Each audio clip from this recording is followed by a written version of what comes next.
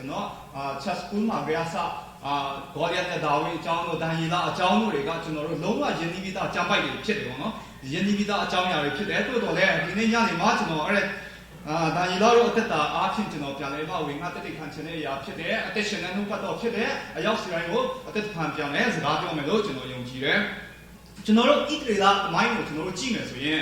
ဣသရေလလူမျိုးတွေပေါ့နော်အချိန်အများကြီးမြင်ရတဲ့အရာနဲ့မမြင်ရတဲ့အရာပေါ့နော်ကြောက်တဲ့အရာနဲ့မကြောက်တဲ့အရာပေါ့နော်နေရာမှားတဲ့အချိန်တွေအများကြီးရှိခဲ့တယ်ဆိုတဲ့အရာကိုကျွန်တော်တွေ့ရတာဖြစ်တယ်ဣသရေလအမိုင်းကိုကြည့်မယ်ဆိုတော့နော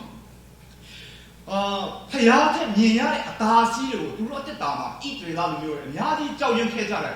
နော်ကျွန်တော်တို့ဣသရေလလူမျိုးတွေအေဂုတုပြည်မှာကျွန်ခံပြီးမှအေဂုတုပြည်ကနေဖျားကမောရှိအားဖြင့်ခေါ်ထုတ်လာတဲ့ဖျားရဲ့အော်ဖွယ်ရဖျားရဲ့ကယ်တင်ခြင်းအမှုရာတွေကိုဘောနော်အချိန်များစွာတွေးခဲ့တယ်အေဂုတုပြည်မှာတော့၎င်းလမ်းတော့ရှောက်လာလဲတွေးခဲ့တယ်တွေးနေရတယ်ဒါပေမဲ့ဒုက္ခအခက်ခဲကြုံပြီးဆိုတဲ့ဖျားနဲ့မောရှိကိုသူတို့အပြစ်တင်ဖို့ရတော့မကြောက်ဘူးဆိုတာကျွန်တော်တွေ့ရတာဖြစ်တယ်မြင်ရတဲ့အတ္တဖျားရဲ့တတ်နိုင်ခြင်းဖျားကိုကြောက်ရွံ့မဲ့အရာတဲ့လက်ရှိမြင်နေရတဲ့အရာကိုသူတို့ပုံမှန်ကြောက်ရွံ့နေဆိုတဲ့အရာကိုကျွန်တော်တို့တွေ့ရတယ်သူတို့အသက်တာကဘာလဲဆိုတော့ကြောက်ရွံ့တဲ့ဟောနော်နေရာမှားနေတယ်ဆိုတဲ့အရာကျွန်တော်တို့များစွာသူတို့ရဲ့ဣသရေလသမိုင်းကိုကျွန်တော်တို့ကြည့်မယ်ဆိုရင်တွေ့ရတယ်ဒါဝိဒ်ရဲ့ဘောရဆိုရင်ဘုန်းကြီးတကောင်းပါပဲနော်ဣသရေလလူမျိုးတွေကိုကျွန်တော်ကြည့်ပါဂေါ်ရီရဲ့လက်နဲ့အင်အားကြီးမှုသူရဲ့လက်နဲ့ရဲ့ထေဝါမှုကိုပဲကြောက်ရွံ့နေတယ်နော်အဲ့ဒီအရာထက်ဖျားကိုကြောက်ရွံ့ဖို့ကပိုအရေးကြီးတာဖြစ်တယ်ကျွန်တော်တို့အဲ့ဒီအရာကကျွန်တော်တို့ယနေ့ပေါ့နော်ယုံကြည်သူခရိယန်တူတယောက်ချင်းစီရဲ့တက်တာမှာလည်းဆင်ခြင်ဖို့ရန်ဖြစ်တယ်ပေါ့နော်ယနေ့ယုံကြည်သူတူတယောက်ချင်းစီကျွန်တော်တို့အကြောက်တရားမမှားဖို့ရန်အတွက်ပေါ့နော်ကြောက်တဲ့အရာမှာကြောက်ဖို့မကြောက်တဲ့အရာမှာမကြောက်ဖို့ကြောက်ခြင်းတရားနေရာမှာဖို့နဲ့ယုံကြည်ခြင်းနေရာမှာဖို့ကကျွန်တော်တို့တက်တာမှာအရန်ရေးကြီးတယ်ဆိုတဲ့အရာကိုပထမဥစ္စာကျွန်တော်ပြောချင်တယ်ကျွန်တော်တို့ပြောနေအောင်ဂျာစာရိဖတ်တယ်ဣသရေလလူမျိုးတွေကဒီလိုဖြစ်ခဲ့တယ်ဆိုတော့ကျွန်တော်ပြောနေကြတာရှင်နဲ့ကျွန်တော်တို့အသက်တာမှာလည်းဘယ်လိုဖြစ်နေလဲဆိုတော့ယုံကြည်သူတူတယောက်ချင်းစီကပြန်လဲမှနေ့စဉ်သက်တာမှာစမ်းစစ်ဖို့ရအတွက်အရေးကြီးတာဖြစ်တယ်အခုကျွန်တော်တို့ပြောကြတာဣသရေလမျိုးတွေကဖျားရဲ့လက်တော်ဖျားရဲ့ကယ်တင်ခြင်းလက်တော်ကိုဒီလောက်မြင်ရင်းနဲ့ဘာကြောင့်မယုံကြည်နိုင်လဲဘာကြောင့်မကိုးစားနိုင်လဲဖျားဘာကြောင့်မကြောက်ရွံ့တာလဲလို့ကျွန်တော်တို့မေးခွန်းထုတ်တဲ့အချိန်လေးညောင်များစွာရှိမယ်လို့ကျွန်တော်ယုံကြည်တယ်ဒီမှာရှိတဲ့ယုံကြည်သူညီကိုမောင်မတွေလည်းပေါ့နော်ကျွန်တော်တို့တက်တာမှာလည်းယနေ့ယုံကြည်သူတူတယောက်ချင်းစီရဲ့တက်တာမှာလည်းပြန်ဆန်းစစ်ကြည့်ပါကျမ်းစာမှာပြောထားတဲ့အရာပါလေမကြောက်နဲ့မစိုးရိမ်နဲ့ဆိုတဲ့အရာကျမ်းစာမှာတဲ့365ကျင့်တိတိပြောထားတယ်မကြောက်နဲ့မစိုးရိမ်နဲ့ဆိုတဲ့အရာနှုတ်ပတ်တော်ဖြစ်တယ်ကရှင်တဲ့နှုတ်ပတ်တော်ဖြစ်တယ်ဘုရားရဲ့စကားဖြစ်တယ်ယုံကြည်သူတူတယောက်ချင်းစီကိုဘုရားကဂရိပေးထားတဲ့အရာဖြစ်တယ်ဂရိတော်ရှိတဲ့အရာဖြစ်တယ်မကြောက်နဲ့မစိုးရိမ်နဲ့365ကျင့်တိုင်နှုတ်ပတ်တော်မှာပေါ်ပြထားတယ်ကျွန်တော်တို့တစ်နှစ်မှာ365ရက်ရှိတယ်တရက်ချင်းစီအတွက်ဖျားကမကြောက်နဲ့မစိုးရိမ်နဲ့ဆိုတဲ့အရာတရက်ချင်းစီအတွက်ဖျားကကျွန်တော်တို့ဂရိတော်ရှိတာဖြစ်တယ်ကျွန်တော်တို့ဘာကြောင့်ကြောက်ရွံ့နေလဲကျွန်တော်တို့ဘာကြောင့်စိုးရိမ်နေလဲဖျားဂရိတော်ကနေ့စဉ်ကျွန်တော်တို့အသက်တာမှာလုံလောက်တယ်ဖျားရှင်နာမတော်ဘုန်းကြီးချင်းရှိပါစေကျွန်တော်တို့ဖျားကဂရိပေးပြီးသားဖြစ်တယ်ယနေ့ကျွန်တော်တို့ယနေ့ညနေချမ်းချိန်မှာဆိုရင်ဖျားကိုကြောက်ရွံ့ပြီးဖျားကိုကိုးစားပြီးဖျားကိုယုံကြည်ခြင်းနဲ့ပတ်သက်ရင်ဖျားကမရက်တီခဲတဲ့ဟောနော်ဒန်ယေလနဲ့အပေါင်းဖော်3ယောက်အားဖြင့်ဖျားဘုန်းတော်ဘလို့ထင်ရှားခဲ့တယ်ဆိုတဲ့အရာကိုကျွန်တော်ဒီနေ့ညနေမှာဝေငှတက်ခံခြင်းတဲ့အရာဖြစ်ပါတယ်ကျွန်တော်တို့ဒီအရာလေးမတိုင်ခင်ပေါ့နော်ကျွန်တော်ဖျားဝေငှခြင်းတဲ့အရာလေးတစ်ခုရှိအောင်နော်အဲ့ဒီအရာကျွန်တော်တို့အားလုံးလည်းဖတ်ပြီးသားဖြစ်မှာပေါ့နော်Facebook ပေါ်မှာလည်းခဏတက်လေးရှိတဲ့အရာကျွန်တော်အားရတဲ့အရာပါလေဆိုတော့ကျွန်တော်တို့အားလုံးသိတဲ့အရာပေါ့နော်အခုတိုင်တဲ့တင်ပေါ်ဟောနော်ကျွန်တော်တို့TV တွေမှာလည်းကြည့်မိမယ်ရုပ်ရှင်တွေမှာလည်းအချိန်များကြီးကြည့်မိမယ်မကြည့်ရင်တော့သူ့ရဲ့အကြောင်းအရာလေးတော့တော်လေးအားလုံးရင်းနှီးပြီးသားဖြစ်မယ်နော်တိုင်တဲ့တင်ပေါ်ကတကယ်ခိုင်မှာသူတို့ engineer နဲ့ data ဆွဲတယ်သူတို့တိတ်ချာတိဆောက်ထားတဲ့အရာဖြစ်တယ်ပေါ့နော်တိုင်တဲ့တင်ပေါ်ကကြီးအောင်နော်အဲ့အခက်အချင်းထားမရှိခဲ့ဘူးပေါ့သူတို့တကယ် special ဆောက်တဲ့ရေလုံးခါပေါက်မြောက်များစွာပါဝင်သူတို့ဆောက်ပြီးမှလုံးဝတေချာပြီးဆိုပြီးမှသူတို့ခရီးထွက်ဖို့ရအတွက်ပြင်ဆင်တယ်ပေါ့နော်အဲ့ဒါသူတို့တိဆောက်ထားတဲ့အပေါ်မှာ engineer ကိုယ်တိုင်ကတင်မောတိဆောက်တဲ့ engineer ကိုယ်တိုင်ကဘလောက်ထိယုံကြည်မှုရှိလဲဆိုရင်နော်ဘလောက်ခိုင်ခန့်အောင်သူတို့စောက်ပြီးမှဘလောက်အချိန်ပေးထားတယ်ဘလောက်ငွေကုန်ကြီးကြခံတယ်နောက်ပြီးဘလောက်ယုံကြည်မှုရှိတယ်ဆိုတော့တင်မောမထုတ်ခင်မှာ engineer ပြောတဲ့အရာအဲ့ဒါတင်မောတိဆောက်တဲ့ engineer ဘာပြောလဲဆိုတော့တိုင်တင်းတဲ့တင်မောကိုတဲ့စိတ်ချရအောင်လို့မေးတဲ့အခါမှာတိုင်တင်းတဲ့တင်မောရဲ့ဟောနော်ဘယ်လိုပြောမလဲလုံခြုံမှုစိတ်ချမှုကဖျားကိုယ်တိုင်အဲ့တဲ့တင်မောကိုနှစ်ရင်တော့ဒီတင်မောမြုပ်မှာမဟုတ်ဘူးဆိုတော့သူကဖြေခဲ့တယ်ဒါပေမဲ့ပထမဦးဆုံးအချိန်ခရီးထွက်တဲ့အချိန်မှာပဲအဲ့ဒါတိုင်တင်းတဲ့တင်မောကမြုပ်သွားတယ်ဆိုတဲ့အရာကိုကျွန်တော်တွေ့ရတာဖြစ်တယ်လူတွေရဲ့ပြင်ဆင်မှုလူတွေရဲ့ဘလောက်ပဲအားကိုးတဲ့အရာကောင်းမှစေဘလောက်ပဲစိတ်ချတယ်လို့ပြောကျွန်တော်တို့အသက်တာမှာဖျားမပါရှိရင်တော့အဲ့ဒီအရာအချင်းကြီးပဲဖြစ်တယ်ယနေ့ကျွန်တော်တို့ခွန်အားကျွန်တော်တို့တတ်နိုင်ခြင်းကျွန်တော်တို့ငယ်ရွယ်တဲ့ချိန်မှာလုံနိုင်ခြင်းတွေကဖျားမပါရင်အလကားပဲဖြစ်တယ်ချစ်တော်ညီကိုမောင်မတို့ကျွန်တော်တို့ပြန်လဲဆင်ခြင်ကြရအောင်ကျွန်တော်ယနေ့လူငယ်တွေလည်းပြန်လဲမှဆင်ခြင်ကြရအောင်အသက်တာပြန်လဲတည်ဆောက်ကြရအောင်ကျွန်တော်တို့လုံနိုင်တဲ့အရာကျွန်တော်တို့တတ်တဲ့ပညာတွေကဖျားမပါဘူးဆိုအဲ့ဒီအရာကအချင်းကြီးပဲဖြစ်တယ်ကျွန်တော်တို့ဒီနေ့အခုနောက်မှာဖတ်သွားရအောင်နော်ဒန်ယေလနာဂတိကျမ်းခန်းကြီး3ကိုကျွန်တော်ကြည့်မယ်ဆိုရင်ဘာအကြောင်းအရာကိုတွေ့ရလဲဆိုတော့ဒန်ယေလရဲ့အပေါင်းဖော်တွေဖြစ်တဲ့ရှာဒရတ်မေရှက်အဗေဒနေဂေါနော်အဲ့ဒီ3ယောက်ရဲ့အကြောင်းအရာကိုကျွန်တော်တွေ့ရတာဖြစ်တယ်အဲ့ဒီအချိန်ကဘာလဲဆိုတော့အဲ့ဒီ story ပေါ့နော်အဲ့ဒီအကြောင်းအရာကိုကျွန်တော်ဖတ်မယ်ဆိုရင်နေဘုကနေစာဘယင်ဖြစ်နေတဲ့အချိန်ဖြစ်တယ်နေဘုကနေစာမင်းကဘာလုပ်လဲဆိုတော့ဘယင်ကရွှေရုပ်ကိုတီးတယ်နော်ပြုလုပ်ပြီးမှသဘောကြီးကသူရိယအတန်ကြားတဲ့အချိန်မှာအဲ့ဒီရုပ်ထုကိုပြတ်ဝကိုးပယ်ရမယ်ဆိုမှတနိုင်ငံလုံးကိုအမိန့်ထုတ်တယ်အမိန့်ထုတ်တဲ့အခါမှာဖျားကိုယုံကြည်တဲ့ဖျားကိုကိုးစားကြတဲ့ဖျားလူမျိုးဖြစ်တဲ့ရှာဒရတ်မေရှက်ဗေဒနေဂေါတို့ကဝတ်ပြုကိုးပယ်ခြင်းမရှိဘူးဆိုရအောင်ကျွန်တော်ကျမ်းစာမှာကျွန်တော်တွေ့နိုင်တဲ့အရာဖြစ်တယ်အဲ့မှာကျွန်တော်ဗာတွေ့ရလဲဆိုတော့ဒန်ယေလနာဂတိကျမ်းခန်းကြီး3ခန်းငယ်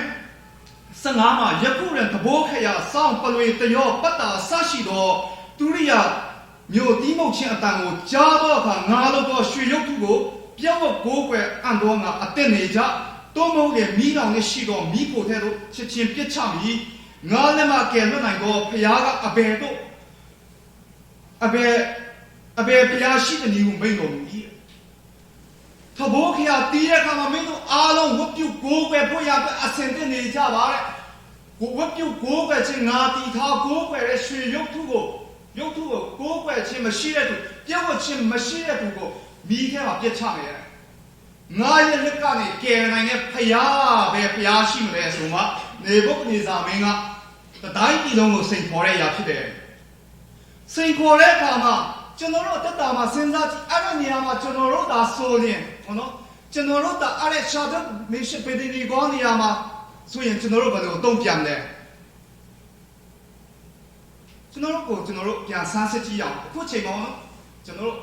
စိတ်ကူးယဉ်ကြည့်အောင်ကျွန်တော်တို့ဘယ်လိုတုံ့ပြန်ကြမလဲကျွန်တော်တို့လူတွေကိုဒါလည်းလို့ရမယ်နော်ကိုယ့်အနေနဲ့ကိုတော့ကျန်တဲ့လူတွေလည်းလို့ရမယ်ကိုယ့်အနေနဲ့ကိုနဲ့ဖျားနေတော့လည်းလို့မရအောင်နော်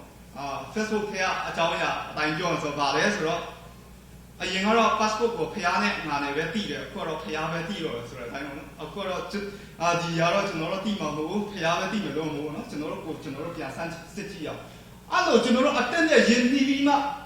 ယဉ်နီးရတဲ့အတိုင်းအတာကျွန်တော်တို့ကြုံလာရင်ကျွန်တော်တို့ဘယ်လိုဆုံးဖြတ်မလဲပေါ့နော်ကျွန်တော်တို့ယုံကြည်သူတွေနေဘုတ်တေဇာမင်းကြီးကပြောတဲ့အခါမှာရှာဒရတ်မေရှက်ဗေဒနေဂေါတို့ကဘာပြန်ပြောလဲဆိုတော့အခန်းငယ်16မှာရှာဒရတ်မေရှက်ဗေဒနေဂေါတို့ကလည်းအရှင်မင်းကြီးနေဘုတ်တေဇာကျွန်ုပ်တို့ဒီဤအမှုရာ၌ပြန်လျှောက်ရမည့်အကြောင်းမရှိပါကျွန်ုပ်တို့ကိုးကွယ်တော့ဘုရားသခင်သည်မိလောင်နဲ့ရှိသောမိကိုယ်ထဲကကျွန်ုပ်တို့ကိုကယ်လွတ်နိုင်တော်မူ၏ကိုရောဤလက်မှလည်းကယ်လွတ်တော်မူလိမ့်မည်မင်းတို့မကိုးကွယ်ရင်မင်းတို့ကိုလောင်ရက်ရှိတဲ့မိထဲမှာပြစ်ချမယ်နော်လို့ပြောတဲ့အခါမှာဖယားကိုယုံကြည်တဲ့ဖယားကိုကိုးစားတဲ့ရှာဒရတ်မေရှက်ဗေဒနေဂေါတို့ကတုံ့ပြန်တဲ့အရာကပြတ်သားတယ်နော်ဒီအကြောင်းအရာမှာငါတို့ဒီအကြောင်းအရာနဲ့ပတ်သက်ပြီးမှဘာမှပြန်ပြောစရာအကြောင်းမရှိဘူးတဲ့ငါတို့ကိုးကွယ်တဲ့ဖယားကမိထဲကနေလည်းကယ်လွတ်နိုင်တယ်တဲ့တင်းရဲ့လက်ကနေလည်းကယ်လွတ်နိုင်တယ်ဆိုပြီးမှ ဘယင်ကိုပြန်လေမှပြောတယ်ဆိုတဲ့အရာကိုကျွန်တော်တွေ့ရတာဖြစ်တယ်ယုံကြည်ခြင်းကဘယ်လောက်ပြတ်သားလဲသူတို့နော်အသက်နဲ့ရင်းရတဲ့နေရာမှာတော့သူတို့ယုံကြည်ခြင်းကတိမ်ဆောင်သွားတယ်ဆိုတာမရှိဘူးပြက်သားပဲဘယင်ကိုပြန်ပြောတယ်တစ်စက်ထဲမှာစက်ခွင်မှာကြည့်ပါကျွန်တော်တို့ကိုးပဲတော့ဘုရားသခင်ဒီလောင်ရရှိသောမိဖို့ထဲကကျွန်တော်တို့ကိုကယ်လွတ်နိုင်တော်မူ၏ကိုရောဤလက်မှလည်းကယ်လွတ်တော်မူလိမ့်မည်ထို့သောကယ်လွတ်တော်မမူတော်လည်းအရှင်မင်းကြီးကိုရောဤဘုရားတို့ကိုကျွန်တော်တို့ဒီဝတ်မပြုပါတီထားတော်မူသောရွှေရုပ်ထုကိုလည်းမကိုးပဲပါဘူးပြန်လျှောက်ရဖယားမကယ်ခဲ့ရင်တော့ငါတို့အရှင်မင်းကြီးကိုတီထားတဲ့ကိုးပဲနေတဲ့ရုပ်ထုကိုငါတို့မကိုးပဲနိုင်လို့ဆိုမှပြတ်သားစွာနဲ့ပြန်လဲမှလျှောက်တယ်ဆိုတဲ့အရာကိုကျွန်တော်တွေ့ရဖြစ်တယ်သူတို့ယုံကြည်ခြင်းကပြတ်သားခြင်းဖယားကိုကိုးစားခြင်းကဘာဖြစ်လဲဆိုတော့ကျွန်တော်တို့ကြည့်ပါတိုင်းနိုင်ငံတစ်ခုလုံးကိုအသက်ရှင်တဲ့ဖယားရှိတယ်ဆိုတော့သိရှိစေတာဖြစ်တယ်ဖယားရှင်နာမတော်ဘုန်းကြီးချင်းရှိပါစေကျွန်တော်တို့ကြည့်ကြရအောင်အဲ့လိုပြန်တုတ်ပြန်တဲ့အခါမှာမကိုးကွယ်နိုင်လို့ပြောတယ်ဖယားမကယ်ခဲ့ရင်လည်းငါတို့ကတော့မကိုးကွယ်နိုင်တော့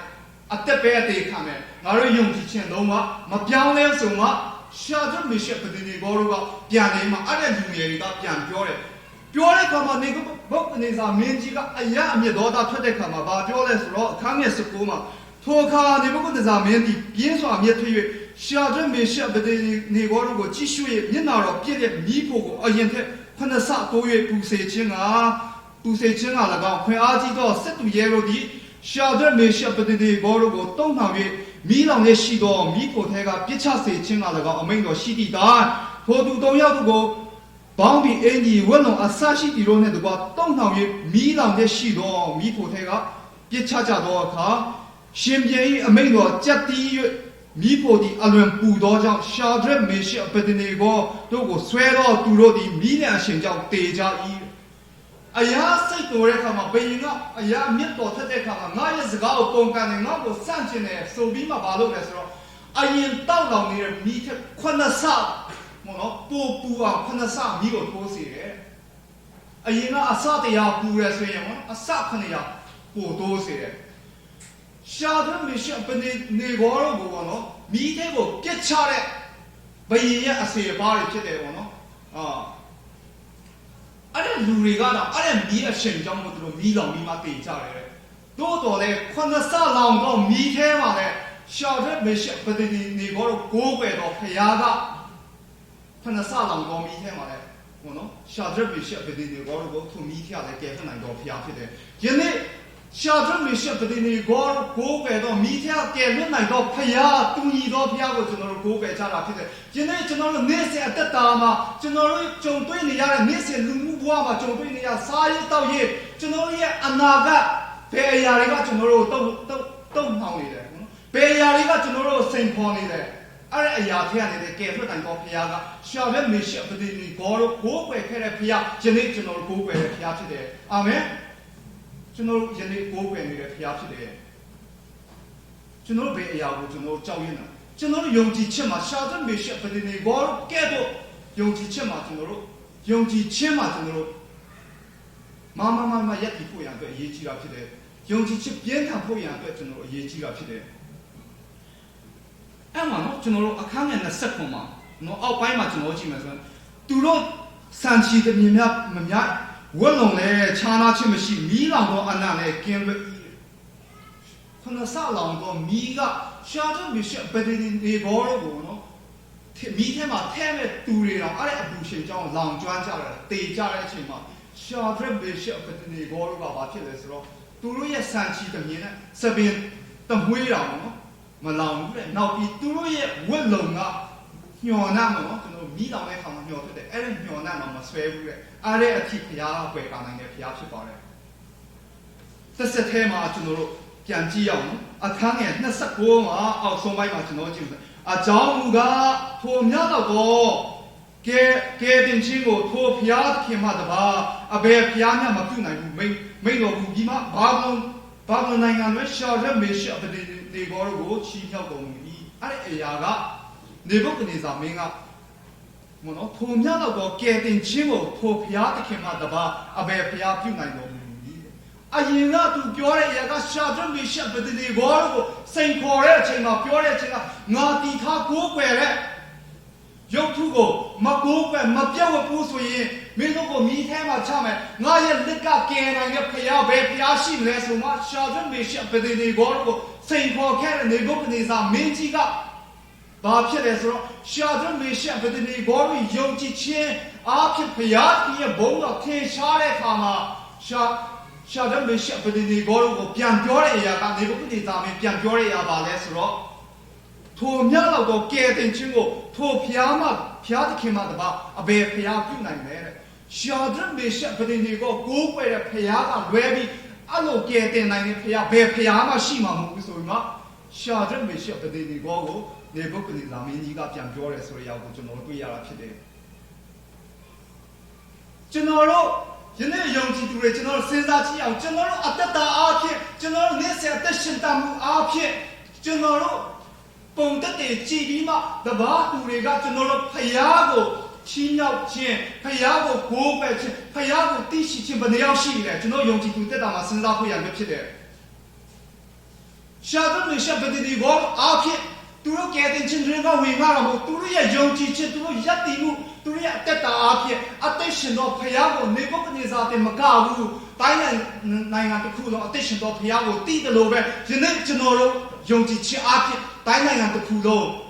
ကျွန်တော်တို့ဆွေမျိုးသားချင်းကျွန်တော်တို့ညီကိုမောင်နှမတွေကျွန်တော်တို့ရဲ့မိတ်ဆွေတွေကျွန်တော်တို့နိုင်ငံကျွန်တော်တို့လူမျိုးဖယားကိုတာရွေးသိရှိစေဖို့ရတဲ့ကျွန်တော်တို့ယုံကြည်ခြင်းကိုပြန်လည်မှတည်ဆောက်ကြရအောင်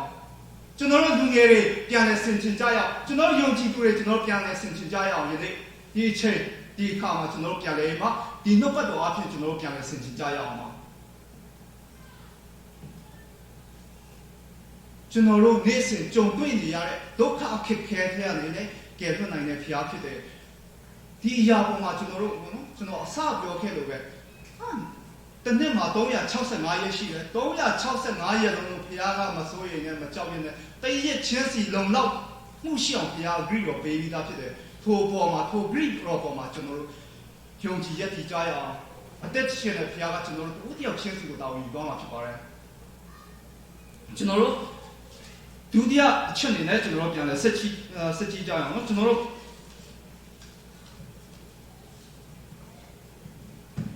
ဒိုင်လာနာဂတိကျမ်းခန်းကြီး6မှာကျွန်တော်တို့ကြည့်မယ်ဆိုရင်အဲ့ဒီအချိန်ကဘာလဲဆိုတော့ရှင်ဘုရင်ဒါရိမင်းကြီးလက်ထက်ရောက်သွားပြီနော်ဘုရင်တပါးပြန်လဲပြောင်းသွားပြီဆိုရရောကျွန်တော်တွေ့ရတာဖြစ်တယ်အဲ့ဒီအချိန်မှာကျွန်တော်တွေ့ရတဲ့ຢာဘာလဲဆိုတော့ဒါရိမင်းကြီးကဘာပြောလဲဆိုတော့အမိန့်ထုတ်တဲ့ຢာကအခန်းငယ်ဖြုံမှာကိုရောမြတ်မတပါအခြားသောလူကိုဖြစ်စေဖျားကိုဖြစ်စေအရက်30အတွင်းဆူတောင်းသောသူမီဒီကိုရှင်သေဆောင်သောတွင်ထဲသို့ပြစ်ချရမည်ဟုမဖောက်ပြန်နိုင်သောအမိန့်တော်ကိုမြတ်ကိုထုတ်ပြန်စေခြင်းကနိုင်ငံတော်ဝင်ကြီးမြို့ဝင်စော်ဘွားတိုင်းမူမတ်စက်ကဲအပေါင်းတို့သည်အညီအညွတ်တိုင်ပင်ကြပါပြီ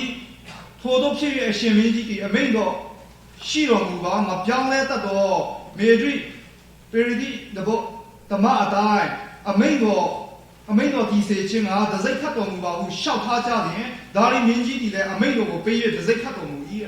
ရပောင်း30တော်အတွင်းမှာပေါ့နော်ဘယ်ဖျားကမှဆူတောင်းခြင်းမပြုရဘူးဆိုတဲ့အရာကိုအမိန့်ထုတ်စေရပေါ့နော်မဖောက်ပြန်မပြောင်းလဲနိုင်တဲ့အရာဒီအမှုအရာကိုဘယ်အရာအဖြစ်မှမပြောင်းလဲနိုင်အောင်ဒဇိတ်တော်ခတ်ပါတဲ့မူမတ်တွေကနော်တိုင်ပင်ပြီးမှဘယင်ကိုသူတဲ့ခါမှာဘယင်ကအဲ့ဒီအရာကိုဒဇိတ်ခတ်ပြီးမှတိုင်းနိုင်ငံတစ်ခုလုံးကိုအမိန့်တော်ထုတ်ပြန်တယ်ဆိုတဲ့အရာကိုကျွန်တော်တို့တွေ့ရတဲ့အရာဖြစ်တယ်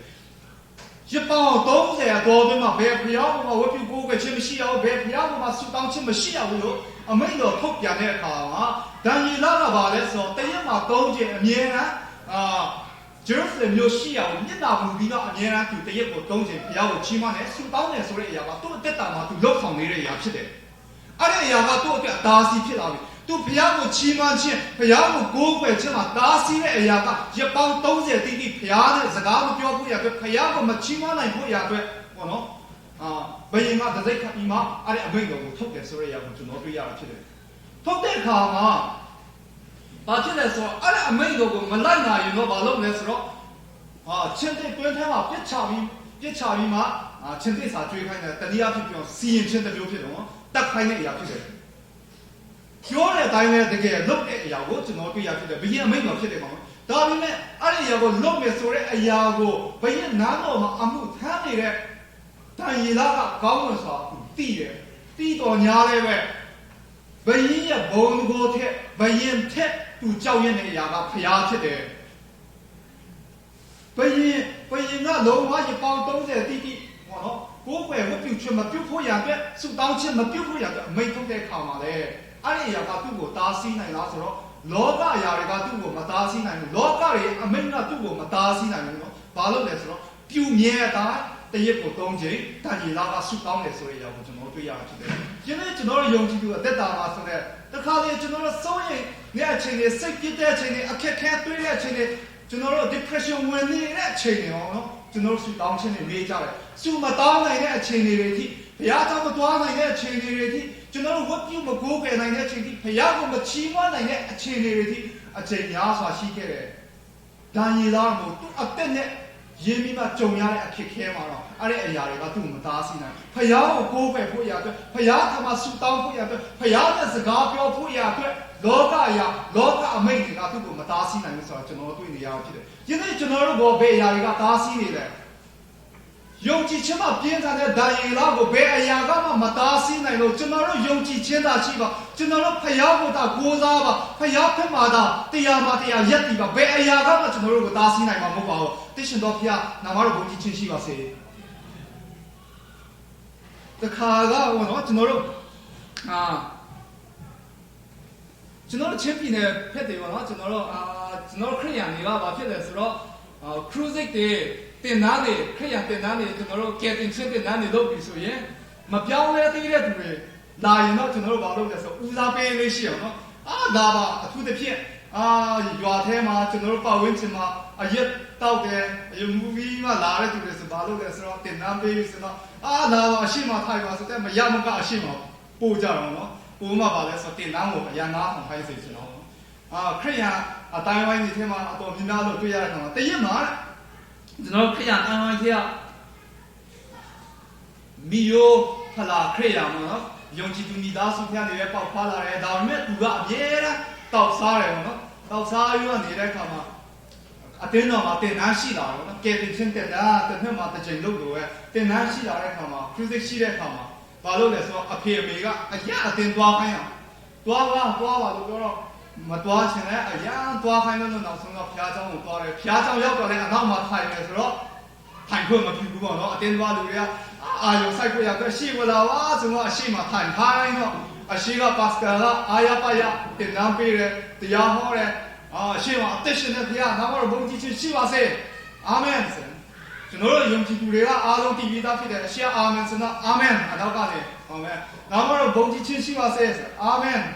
ဟောနော်အဲ့လိုလို့အရှိကဆရာတင်နမ်းပေးတယ်ဟာလေလုယာဆိုတော့အဲ့ဒါဘယ်လိုပြောနော်တင်နမ်းလာတဲ့အဲ့အယမှုနေတဲ့တယောက်ကလည်းအာမင်ဟောတယ်ကျန်တဲ့သူတွေလည်းအာမင်ဟောအရှိကနေနောက်ထပ်တင်နမ်းပေးတယ်ဟာလေလုယာအာမင်တင်နမ်းကတက်ချင်စိတ်ကမရှိဟောနော်မိဘတွေပို့လို့အရှိမထိုင်ကြရတာအရှိရတဲ့ဆရာအာမင်အာမင်အော်ဒီတော့နောက်ဆုံးတော့ဗာပြောလဲဆိုတော့3ချိန်မြောက်ဟောနော်2ချိန်3ချိန်မြောက်တော့ရှိရပါစတာကဟာလေလုယာတင်နမ်းပြီးမှအာရပါရပြောတော့အနောက်ကအဲ့အရှိမငုတ်တုတ်ထိုင်နေတဲ့တင်နမ်းတာပြောတယ်အာမင်ပြောနော်တခါလေးကျွန်တော်အာမင်ပြောရမှာလည်းနည်းနည်းပေါ့နော်အောက်ကတင်ကြအာမင်လို့ပြောမှာပေါ့နော်စိုးရိမ်မိပါတယ်ကျွန်တော်တို့ဒန်ယေလရဲ့အသက်တာကိုပြန်ကြည့်ရခါမှာပေါ့နော်ဘာတွေ့ရလဲဆိုတော့သူ့ရဲ့ပြုမြဲအတိုင်းပြုနေတဲ့အခါမှာဘာလုပ်လဲဆိုတော့ရှင်သေတွင်းထဲမှာ green တော်ရှိ၏အတိုင်းပြစ်ချတယ်ဆိုတဲ့အရာကိုကျွန်တော်တွေ့ရတာဖြစ်တယ်နော်အမိန့်တော်ထုတ်ထားတဲ့အတိုင်းသူတရက်မှာ3ချိန်အတိုင်းဆုတောင်းတဲ့အတိုင်းရှင်သေတွင်းထဲမှာပြစ်ချတယ်ပြစ်ချပြီးတဲ့အခါမှာအဲ့ဒါရီမင်းကြီးကဒန်ယေလကိုအရန်ချက်ပြန်လို့တဲ့အခါမနဲ့စောသူ့အမိန့်ကိုလည်းပြန်ရုပ်သိမ်းလို့မရတဲ့အခါမှာပြောထားတဲ့အမိန့်တိုင်းပြစ်ချတယ်မနဲ့စောသွားပြီးမှရှင်သေတွင်းရှိမှာနော်နောက်နဲ့စောထားပြီးရှင်သေတွင်းတို့အမြင်မြန်သွားတော်မူပြီးရောက်ရင်ငိုကြွေးသောအတန်နဲ့ဒန်ယေလကိုခေါ်၍အသက်ရှင်တော်မူသောဘုရားသခင်ကျွန်ဒန်ယေလ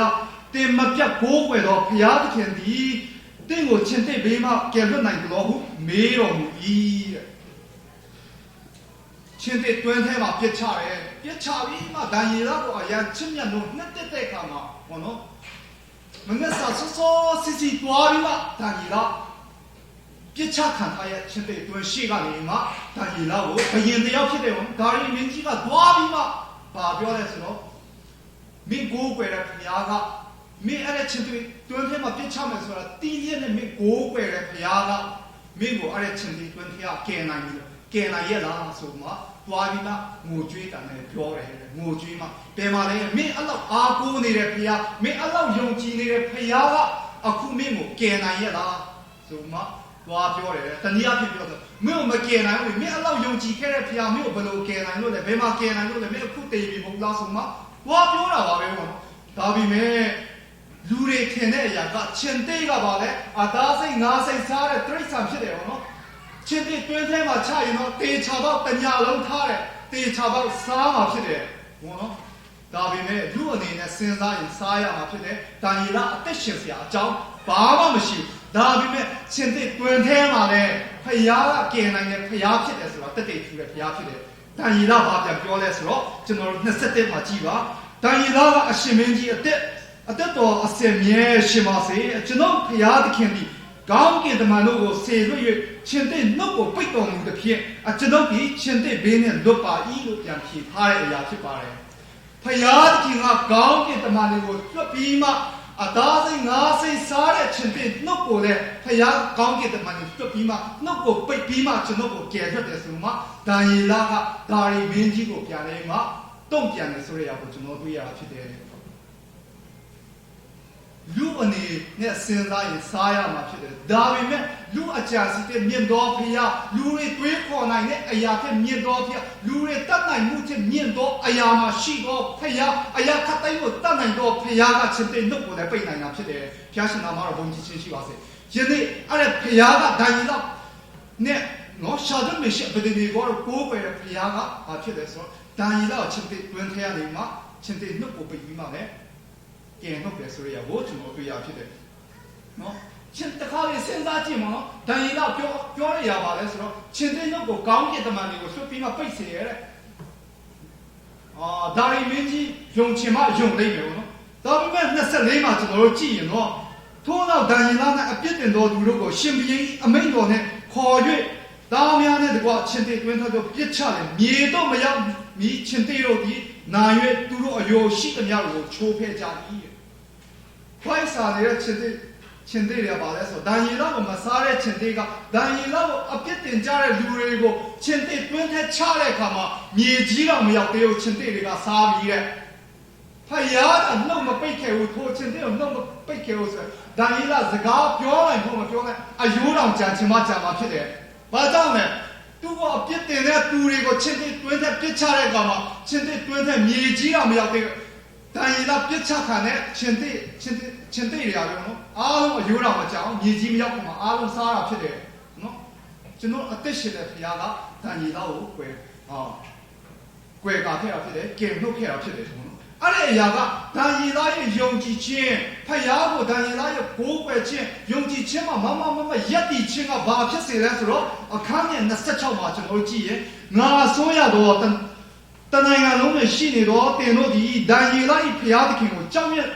ယိုတင်ကြပုံကမှုငါမိန်တော်မူ၏အကြောင်းမူကားထိုဖျားသခင်သည်အသက်ရှင်တော်မူသောဖျားနေဆာထာဝရတည်တော်မူသောဖျားဖြစ်တော်မူ၏နိုင်ငံတော်သည်ဖြစ်စည်းခြင်းသို့မရောက်နိုင်အာဏာဆက်တော်သည်လည်းအစင်မြဲတည်လိမ့်မည်အကြောင်းမူကားထိုဖျားသခင်သည်အသက်ရှင်တော်မူသောဖျားနေဆာထာဝရတည်တော်မူသောဖျားဖြစ်တော်မူ၏ချင်းတဲ့တွင်းထဲကနေမှဒန်ရီလာကိုကယ်နှုတ်တဲ့အခါမှာချင်းတဲ့တွင်းထဲကိုပြစ်ချတဲ့ဒါရီမင်းကြီးဘုရင်အမိန့်နဲ့ပြစ်ချတဲ့အခါမှာအဲ့ဒါရီမင်းကြီးကဘာပြန်ပြောလဲဆိုတော့ဒန်ရီလာဖျားကနေဆာထာဝရဖျားအမြဲတမ်းတည်နေတဲ့ဖျားအသက်ရှင်တဲ့ဖျားဖြစ်တယ်ဆိုပြီးမှပြန်လဲမှတက်တည်ခံထားတဲ့ຢာကိုကျွန်တော်တွေ့ရဖြစ်တယ်ဒန်ရီလာရဲ့ယုံကြည်ခြင်းအဖြစ်အသက်ရှင်သောဖျားကိုဒါရီမင်းကြီးပြင်မကောက်နန်းတော်တစ်ခုလုံးတိုင်းပြည်တစ်ခုလုံးကအသက်ရှင်တဲ့ဖခင်ဟာဒန်ရီလာကိုပဲတဲ့ဖခင်ဖြစ်တယ်ဆိုတာအားလုံးသိရှိစေတာဖြစ်တယ်။ယနေ့ကျွန်တော်အသက်တာအဖြစ်အသက်ရှင်တဲ့ဖခင်ကိုကျွန်တော်လူဘယ်နှယောက်ကျွန်တော်သိရှိစေတယ်။ကျွန်တော်အသက်တာအဖြစ်ဘယ်နှယောက်ကျွန်တော်ယုံကြည်သူဘယ်နှယောက်ပြောင်းလဲနိုင်တယ်။ကျွန်တော်ပြန်လဲစဉ်းစားကြည့်ရအောင်။ နော်ကျွန်တော်တို့အသက်တာအဖြစ်ဧဝံဂေလိပြောနေမှကျွန်တော်တို့ဧဝံဂေလိဝင်ငှတာမဟုတ်ဘူးနော်ကျွန်တော်တို့ယုံကြည်ခြင်းတက်တာအရာယုံကြည်သူတက်တာအရာရှည်တော့မှာနော်ဒီမှာရှိတဲ့သူအများအားဖြင့်ကျွန်တော်တို့မိယောဖလာခရိယာနဲ့ကျွန်တော်တို့ခရိယာမိသားစုကနေကျွန်တော်တို့ပေါက်ဖွာလာတဲ့သူတွေဖြစ်တယ်ငယ်စဉ်ရက်စဖျားတခင်အကြောင်းကိုကျွန်တော်တို့ရဲ့နှုတ်ပတ်တော်ကိုကျွန်တော်တို့တည်တဲ့ကဲတင်ချင်းရကြတယ်ကျွန်တော်နှစ်ချင်းခံကြတယ်ဒါပေမဲ့လို့ကျမ်းစာတွေကျွန်တော်တို့ဖတ်တယ်နော်ကျမ်းစာမှာကျွန်တော်တို့ကြည့်မယ်ဆိုရင်ဖျားနောက်ဆုံးယေရှုခရစ်တော်ကောင်းကင်နိုင်ငံမှာတက်ခင်မှာပြောထားတဲ့ရပါတယ်ဂျေရုဆလင်မြို့မှာစာရွက်ယူဒပြည်ရှမာရိပြည်တိုင်အောင်ငါရဲ့တက်တယ်ဖြစ်ဖို့ရတော့ဖျားကပြောထားတာဖြစ်တယ်နော်နေဝေယတတဝါအပေါင်းတို့အားလုံးကိုဧဝံဂေလိတရားဝင်ငှပါတယ်ယုံကြည်တဲ့သူအားလုံးကိုဒါတော့ဖေရောတိုင်ရှင်တော်ဝိညာဉ်တော်ဘုရားရဲ့နာမနဲ့ဗတ္တိဇံကိုပေးပါဆိုမှနောက်ဆုံးမှာမိန့်မှာခဲတဲ့အရာဖြစ်တယ်ဘုရားရဲ့မဟာစေစားခြင်းဖြစ်တယ်ယနေ့ကျွန်တော်ယုံကြည်သူတွေကျွန်တော်လူငယ်တွေဆိုအသက်20ရှိတဲ့သူဖြစ်မယ်အသက်30ရှိတဲ့သူတွေဖြစ်မယ်လူကြီးတွေအသက်50အသက်60ကျွန်တော်အသက်တာနော်ခရိယာတက်တာအသက်50အသက်60တော့ဒီမှာကျွန်တော်ဘယ်နှယောက်ကျွန်တော်ဧဝံဂေလိဝင်ငှနိုင်တယ်ကျွန်တော်အသက်တာအဖြစ်မယုံကြည်သူဘယ်နှယောက်ကျွန်တော်ပြောင်းလဲပြီလဲစဉ်းစားကြည့်ရအောင်နော်ကျွန်တော်ဖခင်ရဲ့မဟာစေစားချက်ဖခင်ကိုယ်တိုင်ကောင်းကင်နိုင်ငံမှာတက်ခင်မှာတေးချာချာမိန့်မှာထားတဲ့အရာကျွန်တော်တို့ဖခင်ရဲ့နှုတ်ပတ်တော်ကိုယုံကြည်မှကျွန်တော်တို့ဘယ်နှယောက်လိုက်ရှောက်နိုင်မလဲစဉ်းစားဖို့ရဖြစ်တယ်ဒီနေ့ကျွန်တော်လက်ညှိုးထောင်ကြည့်ပါကျွန်တော်တက်မှာတော့အနည်းဆုံးကျွန်တော်တယောက်ဧဝံဂေလိကျွန်တော် face to face ဝင်ငါပြီးပြီဆိုတဲ့သူဘယ်နှယောက်ရှိလဲကျွန်တော်မရှိတဲ့သူလည်းအများကြီးရှိကောင်းရှိလိမ့်မယ်ဒီရာကဘုရားရဲ့မဟာစေစားခြင်းဖြစ်တယ်နော်ကျွန်တော်တို့ခရိယာစက်တန်တခုရောက်နော်ကျွန်တော်တို့ကြည့်မှာဆိုခရိယာနေရဲ့ 95% ကပျောက်ဆုံးဝိညာဉ်နော်ခရိယာနေနော်တကဘာလုံးမှာရှိတဲ့ခရိယာနေရဲ့ 95% ကတက်မှာတခါနော်ပျောက်ဆုံးဝိညာဉ်တရက်တောင်မခန်းနိုင်တဲ့သူတရက်ကိုမှဧဝံဂေလိမဝင်ငှနိုင်တဲ့သူတွေ 95% ရှိရဲ့စဉ်းစားကြည့်အောင်နော်ခရိယာတရားရာခိုင်နှုန်းမှာ 95% လောက်ကမယုံကြည်ဘူးနော်တရားကဧဝံဂေလိမဝင်ခါဘူးတဲ့ခရိယာစတန်တခုရနောက်ပြီး80%ရာခိုင်နှုန်းကခရိယာတွေကပုံတက်တယ်နေစင်တက်တာမှာပုံတက်တယ်မထူနိုင်ဘူးတဲ့80%ရာခိုင်နှုန်းကခရိယာတွေကနေစင်တက်တာမှာခရိယာပုံတက်တယ်ကိုကျွန်တော်တို့မထူနိုင်ကြဘူးတဲ့2% လောက်ကပဲနေစင်တက်တာမှာဧဝံဂေလိတရားကိုဝင်ခါကြတယ်ခရိယာတရားရာခိုင်နှုန်းမှာ2%ရာခိုင်နှုန်းလောက်ကပဲဘုရားရဲ့ဧဝံဂေလိတရားကိုဝင်ခါကြတယ်ဒါပေမဲ့တရားမှာတရားဟောနော်ရှိတဲ့ရပါလဲဆိုတော့ကောင်းကြီးမင်္ဂလာကိုတရားမှာတရားခရိယာတွေကလိုချင်ကြတယ်တရားမှာတရားတော့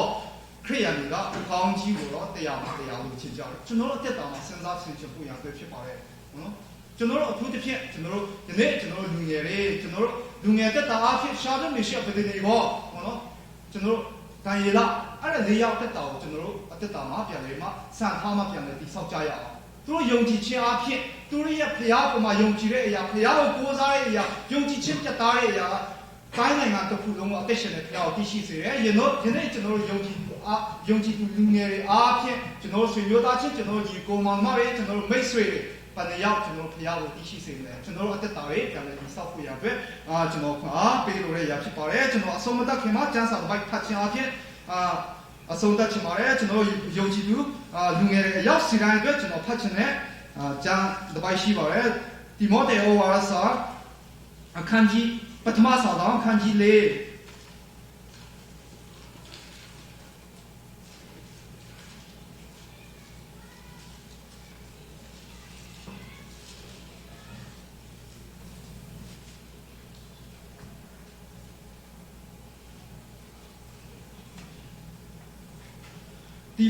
တိမောသေဩဝါဒစာအခန်းကြီး၄ကိုကျွန်တော်တို့တစ်ချက်ကြည့်အောင်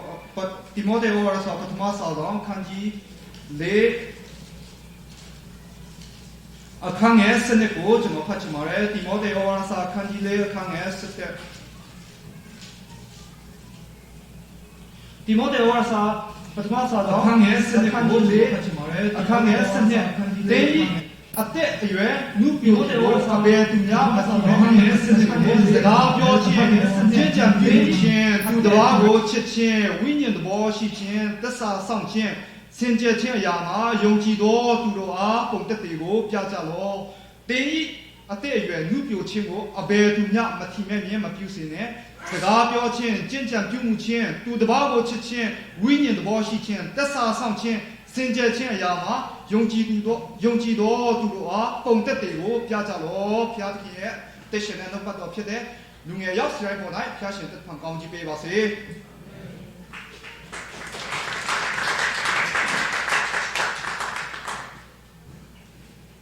Lulatan pikungne achin tulena itu kandilak chong kadase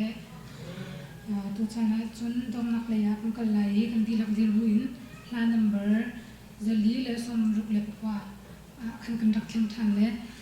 pu thong mangne la kan threi pyak lai domnaka salamon ni kha kan sam pyak lai ta chang dok parti hala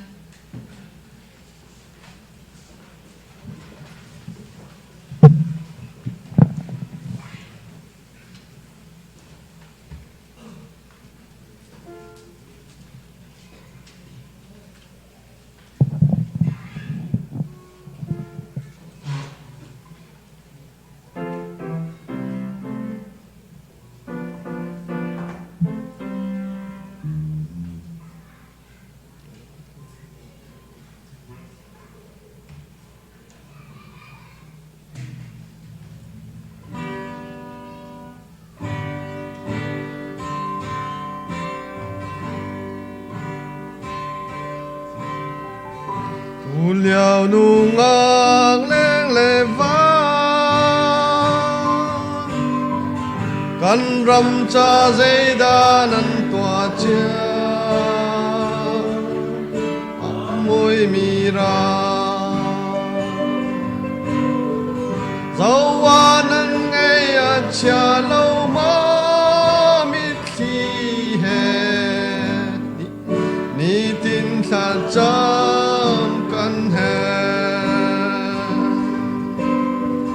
ai đã biết gặp trong lại đắm mùi tê sông hi chạy hẹn tu tiếng Giêsu mùi lên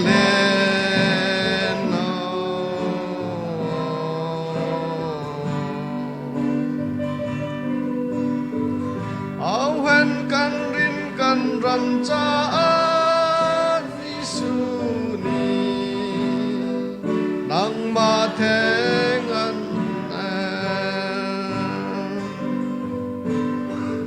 nang na tel lo asile amui chin lai gan lai ranga o le na dia nong tu tu liao gan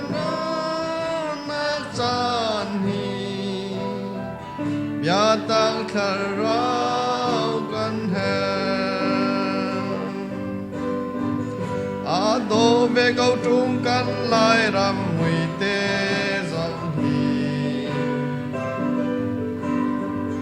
say hen tu tiang Giêsu mi lên lo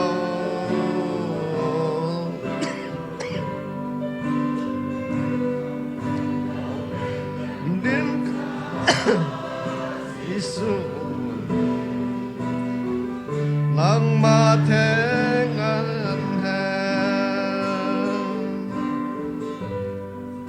ram thal treo ter tu ding ang le cây ni tuan bầu cần nê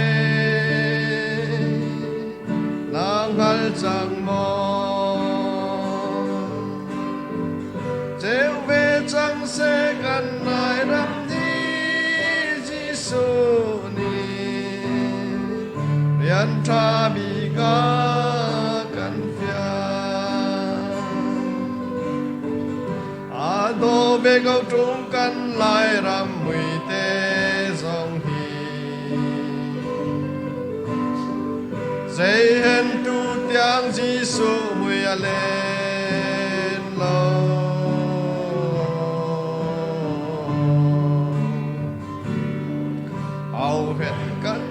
kan ram cha Giêsu ni nang ma theng an he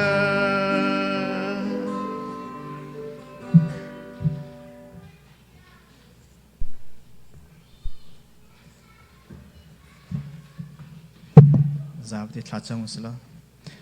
Hallelujah về ngày nãy lẽ tu nãy mình cầm bồi pa vật thian bồi pa cái nào tu ní bồi pa nó pha là cái nào bùm nãy sang tông tông tiền làm nó cần suy chọn nó cần bị cha rằng bồi pa cái nào tu ra tu ní cần thấy mi bồi pa nó thong thang nó bị đặc giống he mai lẽ cái nào nãy cha làm cần suy tu xin là thấy cha rằng bồi pa cái nào nó mình thong thang nó sẽ tu ní bồi pa cái nào thong thang nãy lúc nào bây giờ chimi việt thì pa nó sum pa nó đang cha sẽ có sẽ tao mình cần cha cái nào nãy rằng việt thì bồi pa nó có cho cái nào chân chan thì nào thong thang tu cần bồi pa Jesus Christ mà bác bố chân để thang chân pa vật thian Amen